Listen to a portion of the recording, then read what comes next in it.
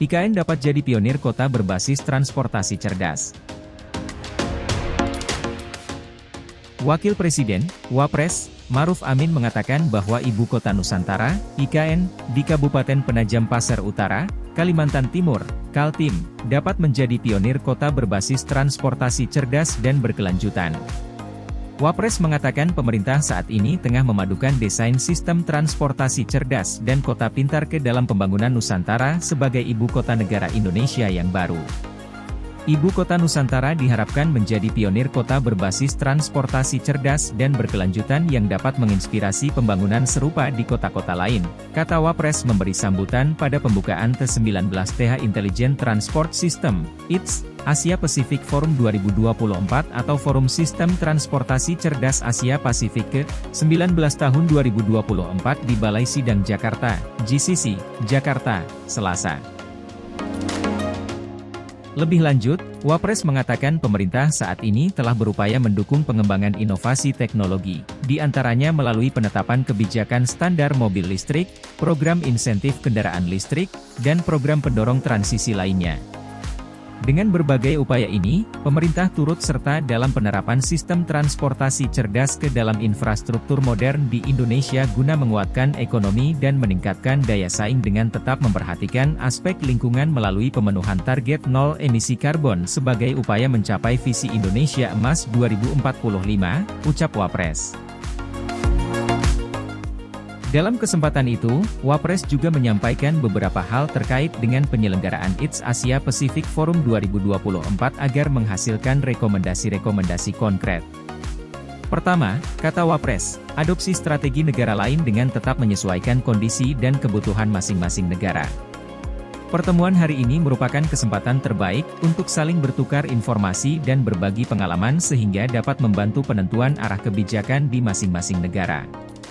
Jadikan forum ini sebagai wadah strategis bagi negara-negara anggota untuk mengembangkan kota pintar dengan sistem transportasi cerdas sebagai tulang punggungnya, katanya.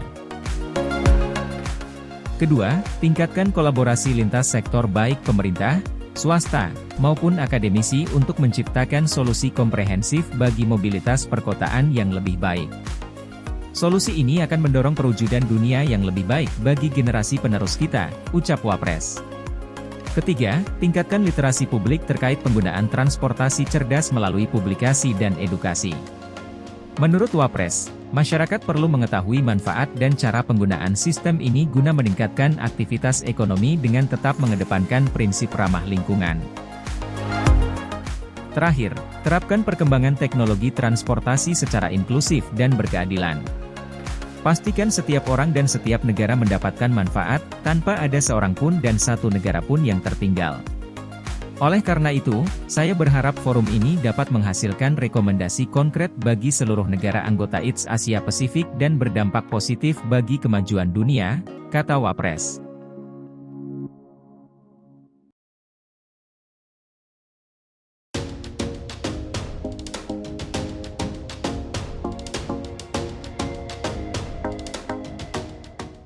Taksi terbang Hyundai untuk IKN siap diuji cobakan. Otorita Ibu Kota Nusantara, OIKN, menargetkan uji coba atau Proof of Concept, POC, taksi terbang, Sky Taxi, untuk IKN di Kota Samarinda, Kalimantan Timur pada bulan Juli 2024 nanti. Taksi terbang produksi Hyundai yang akan menjalani uji coba ini berkapasitas angkut 5 orang. Ada Hyundai dari Korea Selatan yang mau diuji coba Juli. Terkait POC taksi terbang, ujar Deputi Transformasi Hijau dan Digital Otorita IKN Muhammad Ali Berawi di Jakarta, Senin, 27 Mei 2024. Dalam uji coba tersebut, Hyundai akan melibatkan pemerintah Kota Samarinda untuk menggunakan Bandara Aji Pangeran Tumenggung Pranoto terkait uji coba taksi terbang. OIKN sendiri pada tahun lalu sudah melakukan uji coba taksi terbang di Bandara Budiarto Curug, Tangerang, di mana taksi terbang yang diuji coba tersebut berasal dari perusahaan Ehang Cina yang berkapasitas 2 orang. Kalau yang akan diuji coba di Samarinda ini taksi terbangnya untuk 5 orang, sehingga kapasitasnya lebih besar, kata Ali. Ia mengatakan taksi terbang ini berpotensi untuk menjadi moda transportasi publik, mengingat taksi terbang menggunakan baterai sebagai sumber energinya. Tenaga baterai ini memungkinkan taksi terbang untuk sekali mengudara hingga jarak 100 km. Jadi kalau teman-teman mau ke Balikpapan, Kalimantan Timur, atau Palu, Sulawesi Tengah tidak perlu lagi singgah ke Makassar atau Jakarta dengan penerbangan konvensional, namun bisa langsung ke tujuan dengan menggunakan taksi terbang, katanya. UIKN sendiri sedang melakukan evaluasi, membahas dan melakukan perhitungan ekonomis agar taksi terbang di IKN dapat terjangkau bagi masyarakat luas. Yang pasti perhitungan ekonomis menjadi penting sehingga biayanya tidak membebani masyarakat. Ini pasti kita evaluasi dan diskusikan dalam rangka untuk kepentingan publik, kata Ali.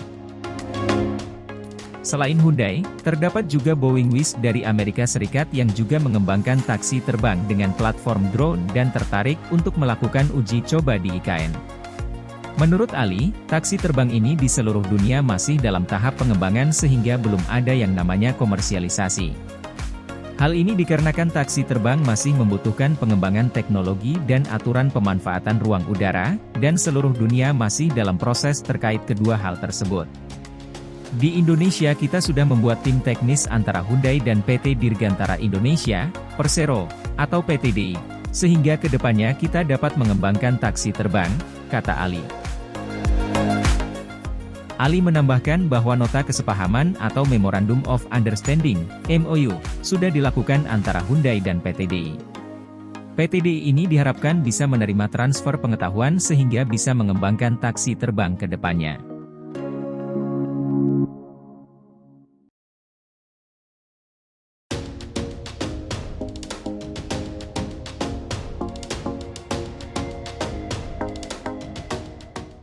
Pertagas dukung peningkatan ekonomi masyarakat penyangga IKN.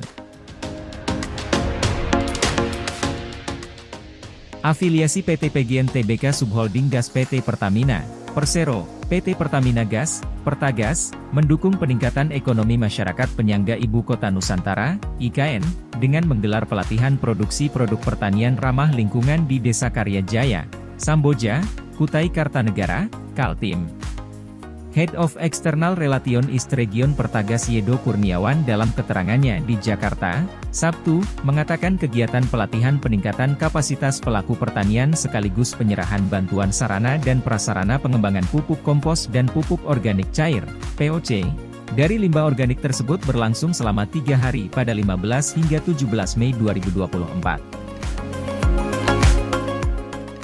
Pelatihan di wilayah penyangga IKN itu diikuti 23 peserta terdiri atas pengurus BUMDes Mitra Karya dan kelompok tani pemuda dengan materi pembuatan pupuk organik cair, padat organik, fungisida, dan insektisida nabati dengan melibatkan seorang fasilitator dan instruktur pelatihan.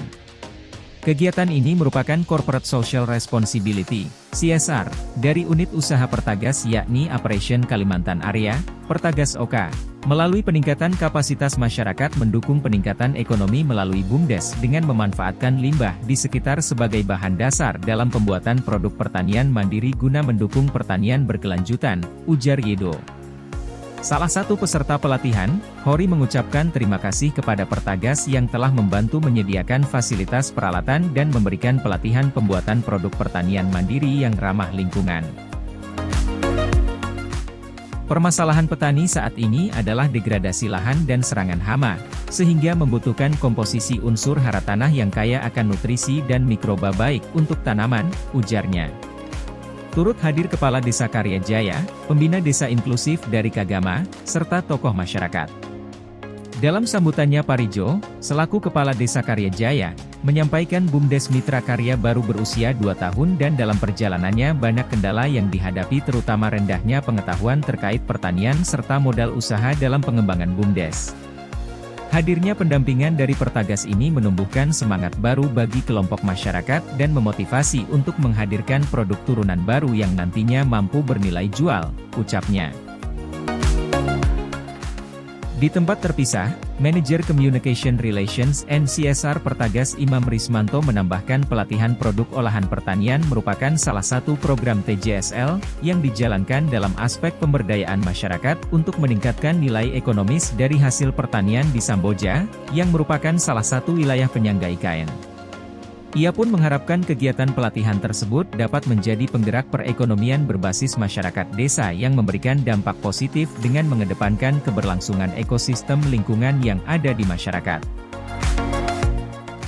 Pelatihan peningkatan kapasitas masyarakat dan bantuan pengembangan kompos ini sejalan dengan prinsip environmental, social, dan governance (ESG), serta menopang pencapaian tujuan pembangunan berkelanjutan (TPB) atau Sustainable Development Goals (SDGs) Indonesia pada 2030, sebut Imam.